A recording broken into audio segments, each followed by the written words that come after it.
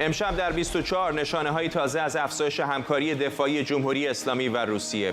کاخ سفید گفته این مشارکت تهدیدی برای اوکراین و همسایه‌های ایرانه. رویکرد محتاطانه بریتانیا در تروریستی اعلام کردن سپاه پاسداران.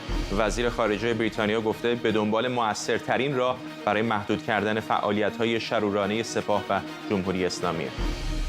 انتقاد مسیح علی نژاد از سازمان ملل. او انتساب نماینده ایران به مجمع اجتماعی شورای حقوق بشر سازمان ملل رو تلاش برای متحد کردن دیکتاتورها خوند. اردوغان و قلیچداروغلو در دور دوم مبارزات انتخاباتی ترکیه. ائتلاف عدالت توسعه پیروز در پارلمان.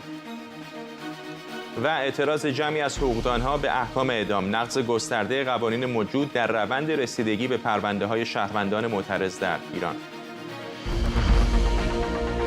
از واشنگتن دی سی این 24 است با فرداد فرحزاد. سلام و وقت بخیر. کاخ سفید گفته آمریکا شاهد نشانه‌های بیشتری از گسترش همکاری بی‌سابقه دفاعی ایران و روسیه است. جان کربی سخنگوی شورای امنیت ملی کاخ سفید گفته این همکاری در زمینه‌های موشکی و دفاع هوایی به ایران پیشنهاد شده. به گفته آقای کربی مشارکت نظامی روسیه و جمهوری اسلامی تهدیدی برای همسایگان ایران و اوکراین. در واکنش به افزایش همکاری نظامی ایران و روسیه، کاخ سفید از اعمال تحریم‌های بیشتر علیه این دو کشور خبر داده. فرزین ندیمی تحلیلگر امور دفاعی امنیتی در مؤسسه واشنگتن اینجا در استودیو با ماست. تازه نیست، قبلا هم آمریکایی‌ها بارها گفتن نگران این همکاری‌ها هستن. چه اتفاق جدیدی افتاده، چه همکاری‌های بیشتری صورت گرفته که الان آقای کربی اینقدر نگرانه؟ اطلاعات خیلی دست اولی آقای کربی در این صحبت اخیرش نداد، صرفاً هشدارها رو تکرار کرد. این نکته اشاره کرد که 400 فروند از این هواپیماهای بدون سرنشین انتحاری رو ایران در طی ماه‌های اخیر دریافت کرده، ولی به غیر از این صحبت میکنه که احتمالاً ایران خلباناشون دارن در روسیه آموزش میبینن برای دریافت هواپیمای جدید و صحبت از همکاری در زمینه سیستم‌های پدافند هوایی و همینطور خریدن هواپیما آموزشی هلیکوپترهای تهاجمی کرده. این صحبت‌هایی که از فوریه حداقل من یادم میاد که مرتب از این موارد صحبتش می‌شده. مشخصه که آمریکایی‌ها به دقت این همکاری رو بین ایران و روسیه تحت نظر دارن و هر گونه انتقالی، هر گونه صحبتی، تبادل هیئت‌ها رو دارن مانیتور میکنن و زمانی که تشخیص بدن لازمه اشاره بکنن به این موضوعات در صحبتاشون و سخنگوهاشون به این مسئله اشاره میکنن، ولی احتمالاً برخی جزئیات رو هنوز نمیخوام واردش بشن.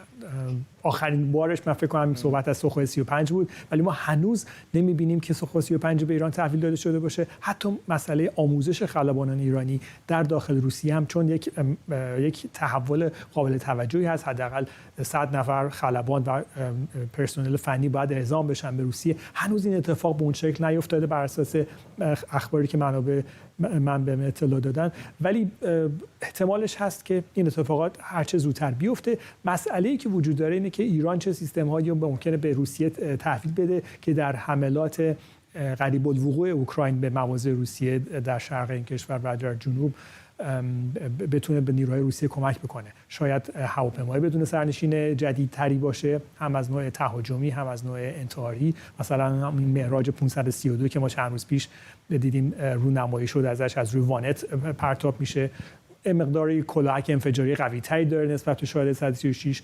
یا ببینیم آیا واقعا موشک‌های زمین به زمینی که صحبتش میشد بالاخره مورد استفاده قرار میگیره در اوکراین یا نه. اینا تحولات خیلی عمده خواهد بود. فدراسیون روسیه و جمهوری اسلامی همکاری نظامی بالاخره کم و بیش همیشه داشتن، اما بعد از جنگ اوکراین خب وارد یک فصل جدیدی شده. چقدر فکر میکنید که این جنگ اوکراین و انزوایی که روسیه بعد از اون توسط غرب باهاش مواجه شد کمک کرده به شکلی به صنایع نظامی جمهوری اسلامی، هم برای صادراتش و هم برای همکاری گسترده‌تر با مسکو؟ خب برای همکاری گسترده‌تر با مسکو باید ببینیم در آینده چه تحولاتی پیش خواهد اومد، ما چه تغییراتی یا چه آپگرید هایی رو در سیستم های نظامی و صنایع نظامی ایران شاهد خواهیم بود که بتونیم ریشش رو در روس‌ها پیدا بکنیم. فعلا همچین چیزی مشاهده نشده. اگر ما درون هایی رو ببینیم که به وسیله هدایت ماهواره‌ای کنترل میشه و میتونن تا هزاران مایل با ماهواره اینا رو هدایت بکنن، مشخصا میتونیم انگشت رو روسیه بذاریم، یا اینکه در تکنولوژی موشک‌های بالستیک ایران تحولی اتفاق بیفته، مثلا میتونن موشک‌های با برد خیلی بالا رو آزمایش بکنن، باز هم میشه کمک‌های روسیه رو دید. و همونطور که عرض کردم در صنایع هلیکوپترسازی، اگر هلیکوپترهای روسی که صحبتش سالها میشد به صورت مشترک در ایران ساخته بشه، اگر اتفاق بیفته خب باز هم نشون میده که یک تحولی ایجاد شده. ولی جالب اینجاست پدافندا چی؟ S400 S300 که خب در اختیار ایران هست، ولی من فکر می‌کنم S400 یکی از سیستم‌هایی هست که ایران دنبالش هست، چون برد موشک‌های 400 کیلومتر رو میتونه در اختیار ایران بذاره. و اینکه ایران من میدونم که دنبال این هستش که یک نوع پدافند موشکی رو هم به وجود بیاره علیه موشک‌های بالستیک، شاید در این زمینه هم بتونه از کمک‌های کارشناسی روسیه بهره ببره. ممنونم از شما. فرزین ندیمی، تحلیلگر امور دفاعی امنیتی در مؤسسه واشنگتن، اینجا در استودیوی ما. جیمز کلورلی، وزیر خارجه بریتانیا، به شبکه فاکس نیوز گفته این کشور به دنبال موثرترین راه برای مهار به گفته او فعالیت‌های شرورانه سپاه پاسداران و جمهوری اسلامی. آقای کلورلی گفته جلوگیری از دستیابی ایران به سلاح هسته‌ای از اولویت‌های اصلی سیاست خارجه بریتانیا است. وزیر خارجه بریتانیا گفته برای این هدف با آژانس بین‌المللی انرژی اتمی و متحدانش از نزدیک همکاری می‌کنه. درباره تروریستی اعلام کردن یا نکردن سپاه پاسداران اما آقای کلورلی گفته دولت بریتانیا تصمیم‌هایی از این دست رو بسیار با احتیاط میگیره، چون به گفته او مزایا و معایبی داره. با این حال آقای کلورلی گفته بریتانیا در حال ارزیابی تروریستی اعلام کردن سپاه پاسداران. تصمیمی که ما در بریتانیا میگیریم همواره مبتنی بر تعهد ماست که حفظ امنیت اتباع بریتانیا، حفظ امنیت مردم در منطقه و انجام اون کاریه که ما معتقدیم مؤثرترین راه برای محدود کردن فعالیت‌های شرورانه سپاه و در واقع دولت ایرانه. ما این رو همیشه در اولویت خود خواهیم داشت. جیمز کلورلی بود، وزیر خارجه بریتانیا. امید شمس، تحلیلگر امور بین‌الملل از بریتانیا با ماست. آقای شمس، چقدر محتاطانه و دیپلماتیک یافتید پاسخ وزیر خارجه بریتانیا رو و به نظرتون واقعا به دنبال تروریستی اعلام کردن سپاه هستن یا نه؟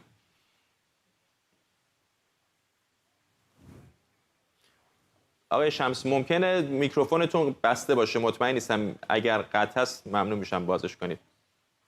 بله، بسیار محتاطانه و با توجه به سفر اخیر آقای کلورلی به امریکا مشخصاً به نظر میرسه که بریتانیا مثل باقی کشورهای اروپایی به چشم به امریکا داره برای اینکه یک سیاست مشخص و منسجمی رو اتخاذ بکنه علیه ایران، به ویژه در مورد برنامه هسته‌ای. همونطوری که خود کلورلی هم اشاره کرد، اولویت اصلی بریتانیا مسئله هسته‌ای و یک جوری حل کردن مسائل هسته‌ای با جمهوری اسلامی است و مسائلی مثل تسلیحات نظامی به اوکراین و مسائل حقوق بشری در اولویت بعدی قرار داره.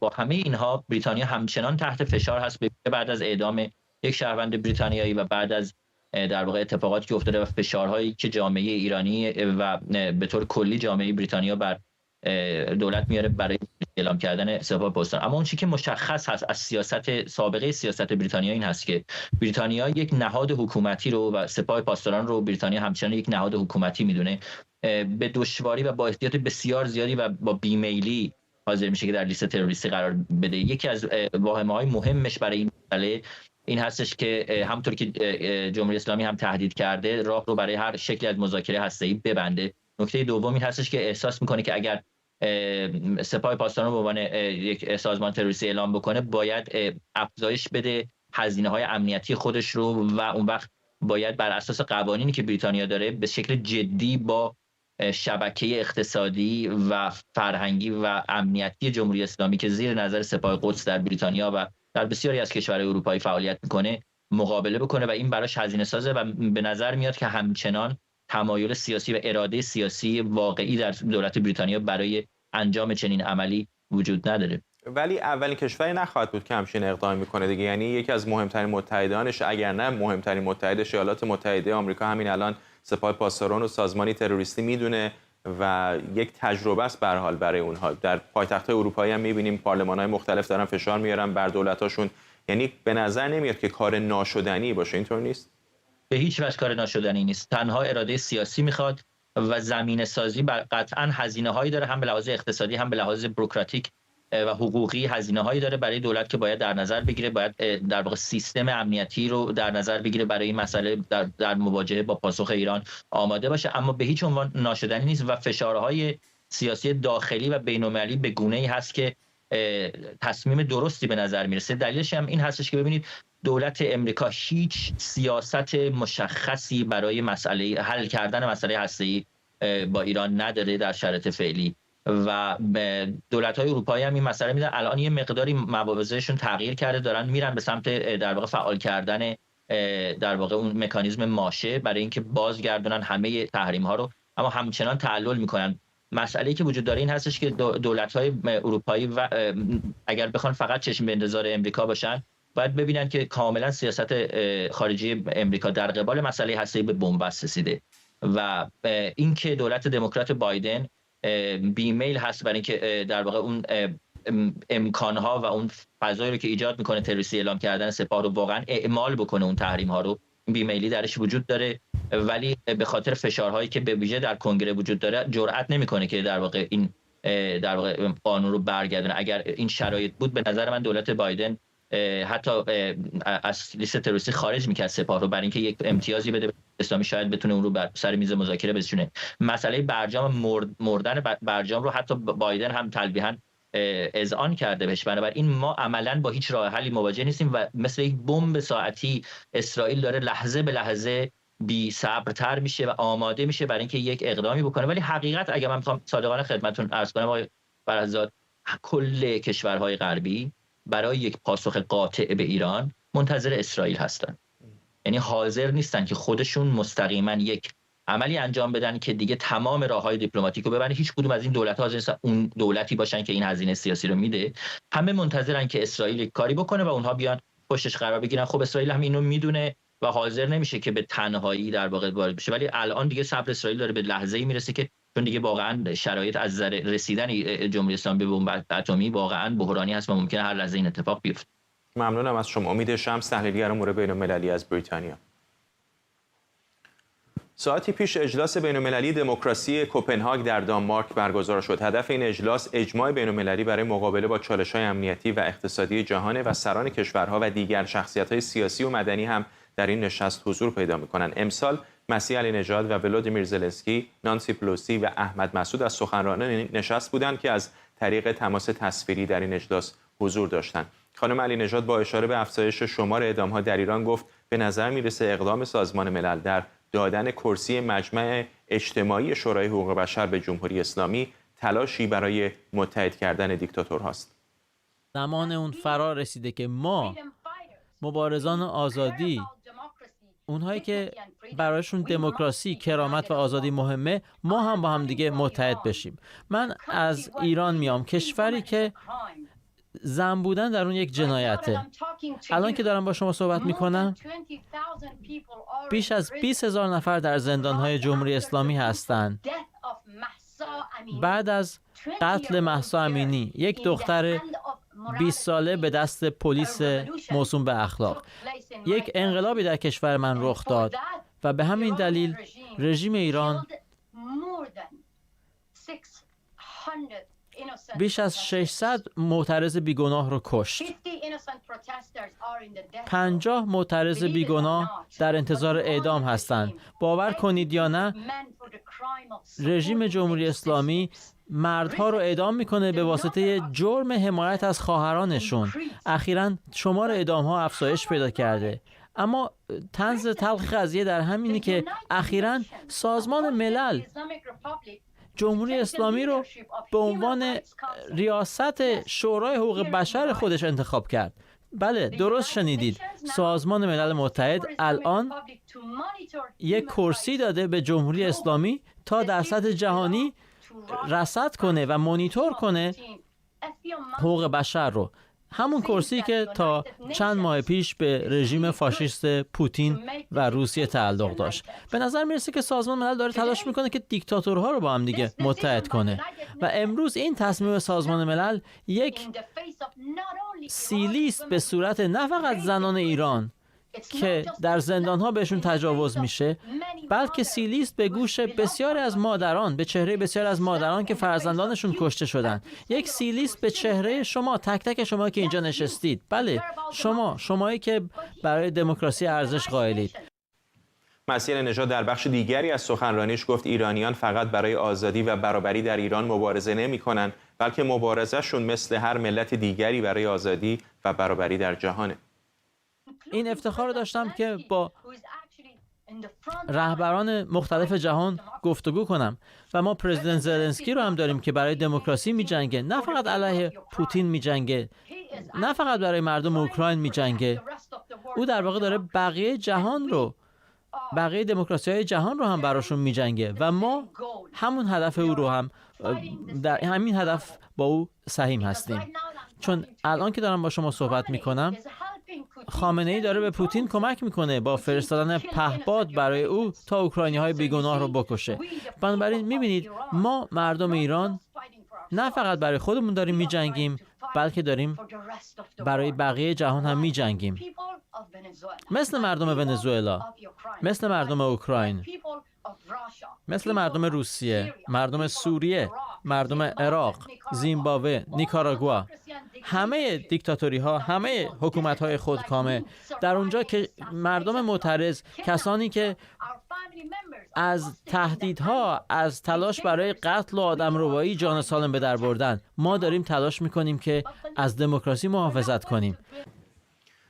در حالی که از ساعت اولیه بامداد دوشنبه گروهی از مردم در اعتراض به احتمال اعدام 3 معترض از مناطق مختلف در مقابل زندان دستگیر در اصفهان تجمع کردند، گروهی از حقوقدانان ایرانی هم خواهان توقف اجرای احکام اعدام زندانیان از جمله متهمان پرونده خانه اصفهان شدند. این گروه در نامه‌ای به رئیس قوه قضاییه و قضات دیوان عالی کشور تاکید کردند در روند رسیدگی به پرونده معترضان نقص‌های گسترده در قوانین وجود داره. حقوقدانان در این نامه همینطور خواستار توقف فوری اجرای مجازات اعدام 3 متهم پرونده موسوم به خانه اصفهان شدند.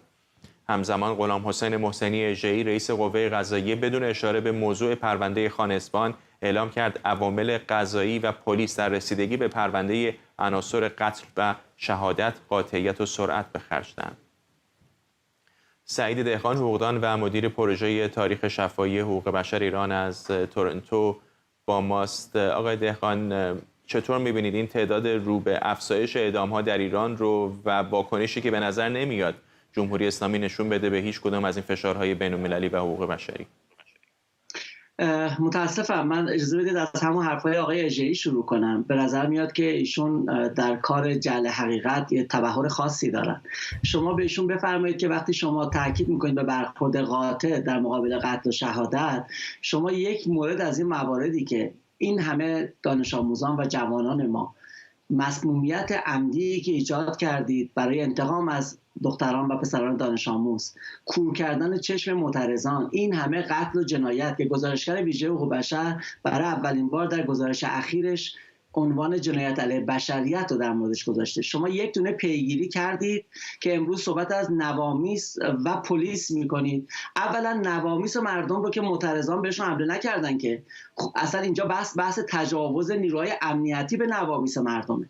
ثانیاً چرا در واقع بحث پلیس رو مطرح می‌کنیم؟ پلیس در ماجرای کشتن زنده یاد مهسا امینی نقش داشته، اما بعد از جریان اعتراضات اغلب بخش‌های امنیتی، نیروهای نظامی و شبه نظامی حتی غیر پلیس و بخش‌های اطلاعاتی امنیتی آتش به اختیار عمل کردن که ارتباطی به پلیس نداره. اتفاقاً بیش از 200 نیروی پلیس تمرد کرد از دستورهای غیرقانونی فرماندهان ارشد.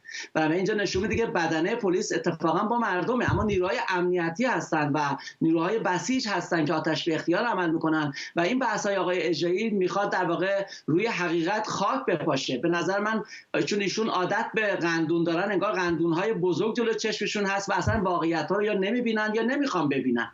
در مورد پرونده خانه اصفهان مثل بسیاری از پرونده‌های دیگه ما از 88 به این طرف، حالا آقای رادان هم فرمانده پلیس ایران شده، آقای رادان نقشش رو در سال 88 کسی فراموش نمیکنه. رفتارهای فرماندهان عالی رتبه در نیروهای انتظامی با فرماندهان میانی متفاوت است با بدن پلیس. در این حال در تمام پرونده هایی که از 88 به این ور به ویژه ما تمرکز کردیم، دی 96، مرداد 97، آبان 98، هواپیمای اوکراینی، تابستان 1400 و به ویژه جنبش زن زندگی آزادی، شما یک پرونده نمیبینید که در مقابل آمران و عاملان جنایت قوه قضاییه یک تونه واکنش نشون بده، در حالی که در همین پرونده خانه اصفهان یکی دیگه از نمونه هایی که ما میتونیم به عنوان سند اثبات کنیم فروپاشی حقوقی در نظام قضایی جمهوری اسلامی رو. در این پرونده اعتراف متهمان علیه دیگری به عنوان اقرار گرفته شده، در حالی که اقرار علیه خود فرده نه علیه دیگری. چنین اعترافی علیه دیگری میشه شهادت دادن هم اصولا شهادت متهمین علیه یکدیگر معتبر نیست. اما در پرونده خانه اصفهان سعید مثلا علیه مجید علیه صالح شهادت میدن، چنین شهادتی که اصلا معتبر نیست. شهادت از بیرون افرادی هستن که نسبت به یک جرم باید شهادت بدن. با هم مکانیزم‌های جمهوری اسلامی، با هم مکانیزم‌های قوه قضاییه جمهوری اسلامی در موارد این چنینی راهکار برای وکلا، برای متهم چه هستش که بگه آقا این روندی که داره انجام میشه با استانداردهای خودتون هم هماهنگ نیست؟ ببین تنها راهکاری که الان هم معترضان دارن، چون عنوان متهم من سختمه وقتی اصل 27 قانون اساسی داریم به اینا بگیم متهم و بحث اعدام هم نیست، چون قطع حکومتی تمام دادرسی عادلانه نقض میشه. در چنین شرایطی چه شهروندان معترض چه وکلای حقوق بشری که الان فله‌ای احضار میشن به دادسراهای امنیت، تمام اینها یک حرف دارن، میگن آقا شما به همین قوانین نیمبند خودتون به همونها ما استناد میکنیم. در اینجا شما وقتی یک معترض رو میگیری محاکمه میکنی، حداقلش اینه که اون حق وکیل مستقل داره، حداقلش اینه که دادرسی در پرونده‌های سیاسی باید علنی باشه، در دادگاه‌های عمومی باشه، نه انقلاب، و با حضور هیئت منصفه باشه. همون هیئت منصفه‌های منسوب به حکومت هم حتی باشن. اما شما در این پرونده‌ها چنین چیزی نمی‌بینید. برای راهی که باقی میمونه برای دادخواهان و معترضان و شهروندانی که در این شرایط گرفتار شدند و آسیب دیدند و قربانی شدند و خانواده‌هاشون و حتی وکلا، اینه که سکوت نکنن و سکوتشون رو بشکنن. و یادمون باشه دادخواهی در نظام قضایی جمهوری اسلامی یک پیکر مرده است و اصل 34 به آخرش رسیده. مثل بسیاری از تک و توک اصول هایی که نسبت به حقوق ملت یک احترامی قائل میشد فقط روی کاغذ باقی مونده. در چنین شرایطی اگه سکوت شکسته بشه، اگر وکلا همین نقض قوانین رو که وکلای حقوق بشری دارن زحمت میکشن و اعلام میکنن، اگر همین ها رو اعلام کنن و خانواده ها به وعده های دروغین مقامات امنیتی و مامورای زیر دستشون توجه نکنن، در این صورت ما یک پله میایم در محله بین‌المللی و دادخواهی در عرصه بین‌المللی رو دنبال میکنیم. اما در حال حاضر کمیته حقیقتیاب شکل گرفته و شروع به کار کرده. همین پرونده خانه اصفهان و وظیفه امثال ماست که با کمیته در میون بذاریم و گذاشتیم. سایر پرونده هم اسناد رو منتقل میکنیم، مثل بحث‌های کور کردن چشم در واقع جوانان معترض، مثل مسمومیت‌های عمدی دانش آموزان که کاملا سازمان یافته بوده. حالا تو این مقطع کمیته حقیقتیاب کار تخصصیش انجام میده، اما شورای حقوق بشر که رئیسش یک فرد سیاسی هست و شخصیت سیاسی هست، سفیری که از کشور هاست، میاد نماینده جمهوری اسلامی در چنین شرایط فاجعه آمیز رو با من رئیس مجمع اجتماعی انتخاب میکنه که به نوعی دهنکجی نه فقط به دادخواهان یا مردم ایران، بلکه باعث وهن همین نهاد بین‌المللیه که الان ما از ایران صداهایی که میشنویم دیگه امیدی ظاهرا به سازمان ملل ندارن، که البته من امیدوارم این اشتباه رو جبران کنن در این شرایط، چون کمیته حقیقتیاب کارش رو تخصصی فنی رو ادامه میده. در این شرایط برای دادخواهی در عرصه بین‌المللی باید دنبال بشه و فکر میکنم دادخواهان و وکلا اگر سکوتشون رو گسترده بشکنن، احتمال اینکه دادخواهی در این عرصه موفق بشه هست. ممنونم از شما. سعید دهقان، حقوقدان و مدیر پروژه تاریخ شفاهی حقوق بشر ایران از تورنتو. در ترکیه انتخابات ریاست جمهوری این کشور به دور دوم افتاده. مقامات انتخاباتی ترکیه اعلام کردند که در رأیگیری دیروز هیچ نامزدی نتونسته بالای 50% آرا رو از آن خودش کنه. به این ترتیب دور دوم انتخابات ترکیه یک شنبه 7 خرداد ماه بین رجب طیب اردوغان و کمال کلیچداروغلو، دو نامزدی که بیشترین آرا رو در دور اول داشتند، برگزار میشه. در دور اول آقای اردوغان 49.51% آرا و آقای کلیچداروغلو 44.88% آرا رو به دست آوردند. کشیده شدن انتخابات به دور دوم بازار بورس استانبول رو دچار نوسان کرده. ورزش لیر ترکیه هم به پایین‌ترین حد در 2 ماه گذشته رسیده. در آخرین ساعت معامله یکشنبه 24 اردیبهشت هر دلار آمریکا برابر 19.70 لیر ترکیه معامله شد. ساعتی پیش با ادیستیانسن خبرنگار ترک صحبت کردم و از او پرسیدم با توجه به اینکه دو نامزد در دور دوم انتخابات حضور ندارند چقدر احتمال داره اردوغان و کمال کلیچداروغلو این 2 هفته مانده تا دور دوم انتخابات بتونن رای دهندگان بلا تکلیف رو متقاعد کنن تا آرای اونها رو به نفع خودشون تغییر بدن. این یک چالش بزرگه. یکی از نامزدهای باقی مونده قبل از انتخابات کناره‌گیری کرده بود و این فرض وجود داشت که شاید بخشی از آرای او به کمال کلیچداروغلو برسه. مخصوصاً که محرم اینجه قبلا هم حزبی کمال در حزب جمهوری خلق ترکیه بوده. اما وقتی به 4مین نامزدی که در واقع شرکت کرده و تونست نزدیک به 5% از این آرا رو به دست بیاره نگاه میکنید، بسیار غیر قابل پیش بینی خواهد بود. زیرا این حزب بیشتر گرایشات ناسیونالیستی دارد که یکی از گرایشات حزب حاکمه.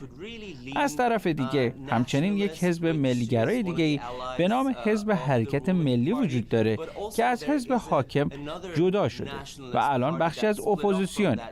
بنابراین واقعا آن گروه ناسیونالیست میتواند به هر سمتی برود. اما با نگاهی به نتایج حاصل از اولین نتیجه، با توجه به اینکه اردوغان تا حدودی به 50% نزدیکتره، به نظر میرسه که پیروزی در دور دوم برای اپوزیسیون چالش برانگیزتر باشه. اساساً من مطمئناً فکر میکنم که ریسک ها زیاده. این انتخابات با هر چیزی که در گذشته دیدم بسیار متفاوت بوده. این بار تنش های زیادی وجود داره. گاهی اوقات حتی به درون خود خانواده ها هم این تنش ها کشیده میشه. ترکیه بیش از هر زمان دیگری دو قطبی شده. بنابراین اگر افرادی هستند که به دلایلی نتونستند یا به خود زحمت ندادن در دور اول رأی بدن، این نتیجه در واقع میتونه باعث بشه که بسیاری از اونها در دور دوم به پای صندوق‌های رأی برگردن. و من فکر میکنم مهمه که به یاد داشته باشیم که ترکیه احتمالاً بدترین فاجعه قرن گذشته رو پشت سر گذاشته، با زلزله‌ای که 6 شهر رو کاملا نابود کرده. ما شاهد مهاجرت گسترده جمعیت از این شهرها به مناطق مختلف ترکیه بودیم. برخی از این افراد چه با ماشین‌های خودشون چه با استفاده از وسایل حمل و نقل عمومی سعی کردن به اون شهرها برگردن تا بتونن رأی خودشون رو به صندوق‌ها بندازن. برخی هم نتونستن. بنابراین ما پیش بینی می‌کنیم که هر دو رقیب تلاش می‌کنن شرایط رو طوری فراهم کنن که مردم بیشتری برای دور دوم انتخابات بتونن پای صندوق‌های رأی بیان.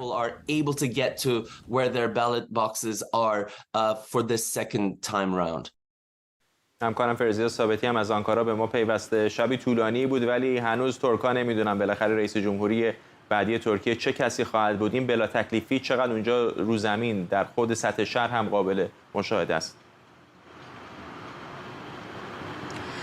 خب فرداد، دیشب شب طولانی بود، بسیار ملتهب و هیجان زده بودن مردم ترکیه، در کنار اینکه خبرگزاری آناتولی آمار اردوغان رو از 60% شروع کرد و خبرگزاری آنکا که نزدیک به اپوزیسیون هستش آمار رو به نفع کلیچداروغلو میشه گفتش که پیش می‌برد، اما در نهایت این رقم‌ها با هم همخوانی پیدا کردن و هر دو طرف در ساعات پایانیش، حتی بگیم صبح امروز، بامداد امروز اعلام کردن که دور دوم انتخابات محتمل هستش، تا اینکه صبح امروز بالاخره شورای عالی انتخابات ترکیه اعلام کردش که انتخابات به دور دوم کشیده شده. در این انتخابات 88.92% مردم ترکیه مشارکت داشتن.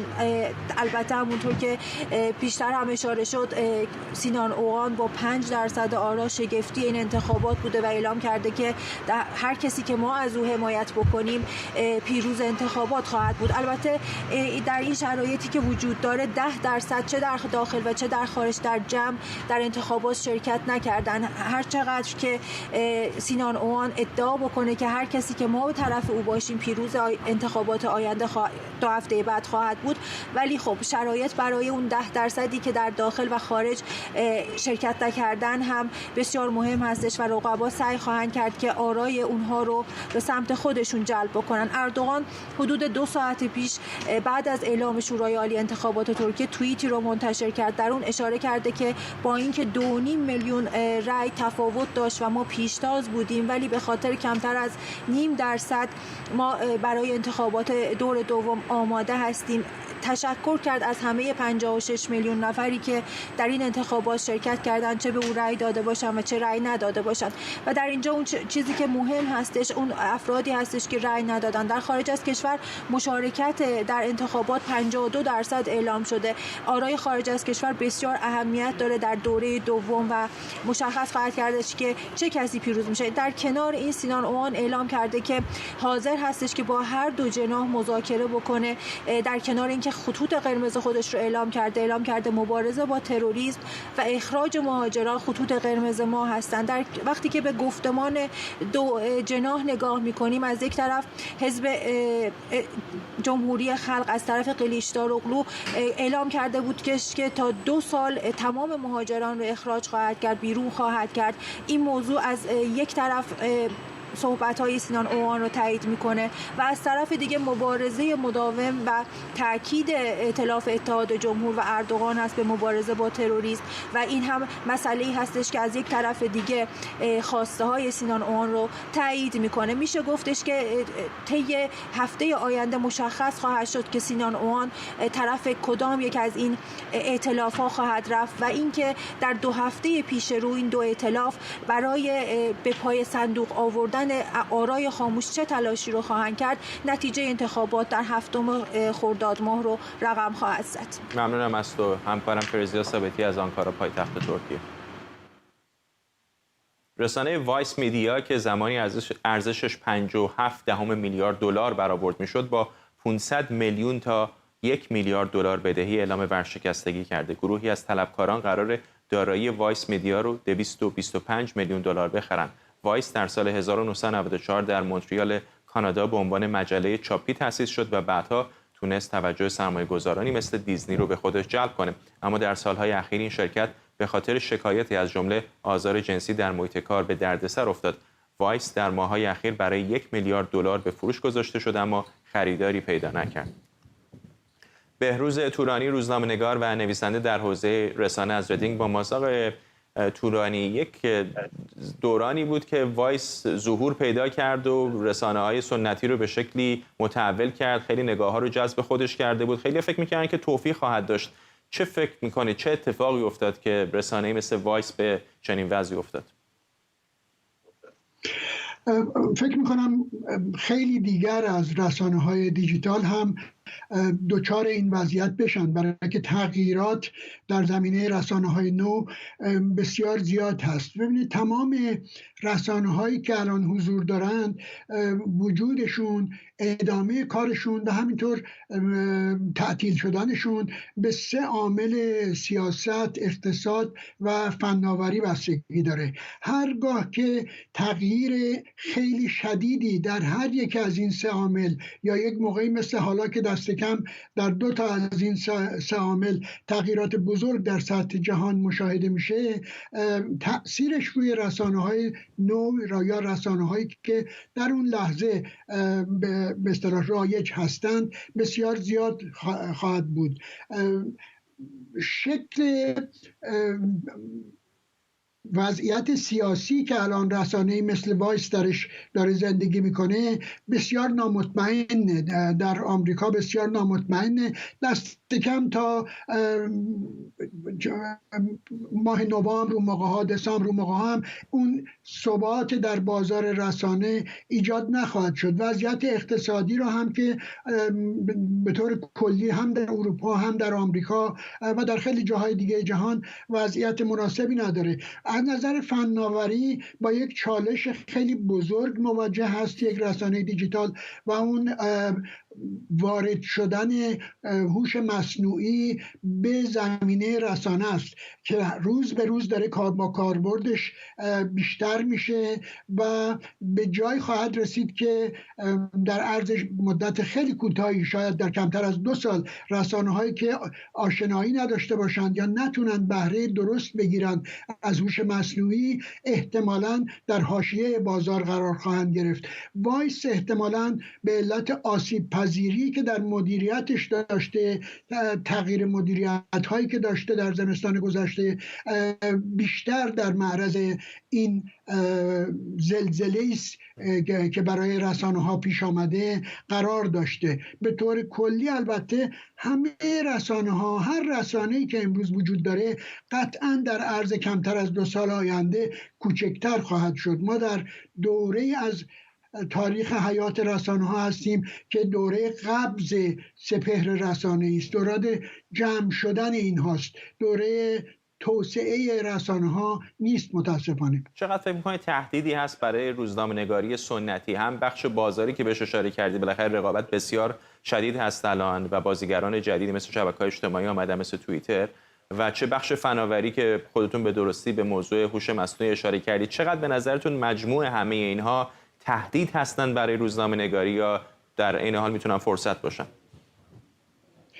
تهدید هستند فقط برای رسانه‌هایی که دارای انعطاف و دارای مدیریت مناسب برای زمان خودشون نیستند، ولی اگر رسانه‌ها منعطف باشند به سرعت بتونن با آموزش کارکنانشون، همونطور که در مورد چند سال گذشته در مورد رسانه‌های اجتماعی این آموزش‌ها رو برقرار کردند و همه یاد گرفتند که یکی از خصوصیات عصر دیجیتال این است که شما داستانگویی رو روی چند تا پلتفرم انجام بدید، یعنی روی چند گونه رسانه‌ای مطلبتون رو ارائه بکنید و حتی الامکان در هر کدوم برای مخاطب خاص اون نوع از رسانه ارائه بکنید. اگر این انعطاف پذیری در هر رسانه‌ای وجود داشته باشه طبیعتاً اون برنده است و پیش خواهد رفت، ولی اگر انعطافی برای سازگاری با محیط تکنولوژی و محیط به خصوص سیاسی و اقتصادی دوران گذاری که در این 1-2 ساله طی خواهد شد این انعطاف پذیری رو نداشته باشند طبیعتاً آسیب خواهند دید. ممنونم از شما. بهروز تورانی، روزنامه‌نگار و نویسنده در حوزه رسانه از ردینگ بریتانیا. گروه‌های هکری مورد حمایت کره شمالی از سال 2017 تا به حال 721 میلیون دلار دارایی‌های ارز دیجیتال ژاپن رو به سرقت بردند. بنابر آمار مؤسسه تحقیقاتی رمزارزهای الیپتیک در بریتانیا، ژاپن با این حجم سرقت اولین هدف هکرها بوده و این مبلغ معادل 30% کل سرقت‌های این چنینی در جهان محسوب میشه. ویتنام با 540 میلیون دلار، آمریکا با 497 میلیون دلار و هنگ کنگ با 281 میلیون دلار رده‌های بعدی محسوب میشن. اردوان روزبه، روزنامه‌نگار و همکارم اینجا در استودیو با ماست. پیش از برنامه‌ام داشتی بهم میگفتی که چقدر کره شمالی از این دارایی‌هایی که گفته میشه به سرقت میبرن از ارزهای دیجیتال استفاده میکنه در مثلا صنایع هسته‌ایش. چه بخش قابل توجهی، چه میزانی از این هزینه‌هاش از این راه‌ها تامین میشه؟ فراد، نکته مهمی که باید به این توجه بکنیم و موضوع خطری شده که الان تقریبا کشورهای غربی رو حساس کرده، موجب این شده بیانیه گروه 7 به همراه بانک مرکزی ژاپن بدن. اهمیت موضوع در اینه که در واقع مرکز تحقیقاتی فناوری و سایبری آمریکا اعلام کرده که دست کم نیمی از فعالیت‌های موشکی کره شمالی منابع مالیش از طریق این هک‌ها داره تامین میشه، یعنی از طریق رمز ارزهایی که کره شمالی به طور سیستماتیک هکرهاش جمع میکنه، در واقع میدوزه و سرقت میکنه و خرج پروژه های فعالیت هستی و موشکیش داره میکنه. اما من مایلم این نکته رو به شما اشاره بکنم و اونم این هستش که بررسی‌های اولی داره نشون میده که این به هر حال پول‌هایی که داره رمز و کریپتوهایی که داره دزدیده میشه باید یه جا تبدیل به دلار بشه و رد پا داره کم کم داره میاد توی آمریکا و این جای نگرانی بیشتری داره. دولت آمریکا چندی پیش 2 نفر رو تحریم کرد، یک هنگ کنگی و یک چینی رو در ارتباط با پولشویی‌هایی که از طریق همین کریپتوهای دزدی شده در ایالات متحده انجام میدن. اونا در قالب شبه بانک هایی که تأسیس کرده بودن پول ها رو جابجا میکردن. چیزی که هست اینه که برای همه تقریبا اتفاق خیلی تازه است. دولت آمریکا میگه که روش کره شمالی انقدر هوشمندانه بوده که ما هنوز نیاز به وقت داریم تا بدونیم که دقیقاً اینا چجوری این پولا رو جابجا میکردن. اما چرا ژاپن؟ به دلیل اینکه ژاپن میدونید بر اساس آماری که مؤسسه رمزارزهای تریپل ای داره میگه یکی از کشورهایی است که بیشترین حجم استفاده از رمزارزها داره انجام میده. در نتیجه بهترین هدف برای هکرها میتونه باشه. این مؤسسه داره میگه دست کم 4% جمعیت ژاپن کاملا از حساب‌های کریپتو و رمزارزها دارن استفاده میکنن. و نکته دیگری هم که خوبه بدونیم اینه که در سال گذشته دست کم هکرهای وابسته به کره شمالی 640 میلیون دلار پول جابجا کردن، یعنی سرقت کردن از حساب‌های مردم برداشتن که این عدد یک عدد نجومی محسوب میشه و در نوع خودش بی‌نظیره. یعنی تاکنون تا این حد حجم سرقت وجود نداشته. و برخلاف روال عادی بانکی، مثلا ایالات متحده نمیتونه به بانکی بگه که جلوی این تراکنش رو بگیر، یا حتی در مورد مثلا یه چیز فیزیکی مثل طلا نمیتونه جلوی کشتی که داره طلا رو حمل کنه بگیره. دقیقاً مشکل هم همینه. الان بحث بر سر اینه که دولت فدرال یکی از مسائلی که روبرو هستش اینه که نمیتونه به معنای واقعی وقتی این پول‌هایی که داره جابجا میشه رو بگه مطمئنا این رمزارزهای دزدی شده است، به خاطر اینکه خصلت کریپتو اینه که شما نمیتونین پیدا کنین. ولی تمهیداتی قرار شده اندیشیده بشه، از جمله بحثی که روز شنبه بیانیه که گروه 7 داده، گفته ما از همه ابزارها استفاده میکنیم تا جلوی این جور سوء استفاده‌های دولتی رو بتونیم بگیریم. ممنونم از تو اردوان روزبه، همکارم و روزنامه‌نگار اینجا در استودیو با ما. ممنون که برنامه 24 امشب رو هم همراهی کردید. برنامه رو با بخشی از ترانه جدید روزبه بمانی به پایان میبریم. موندیم کنار هم، چه چیزا از جنون دیدیم، ما هر دو تامون بعد هم داغ جوون دیدیم. من این تویی رو که تمام عمر کم دیدم، حالا برای دیدن تو چشممو میدم. هر بار که من گفتم آزادی، تو خونبهاشو قبل من دادی. من سرزمینم هر کجا باشه، چشمای تو زیباترین جاشه.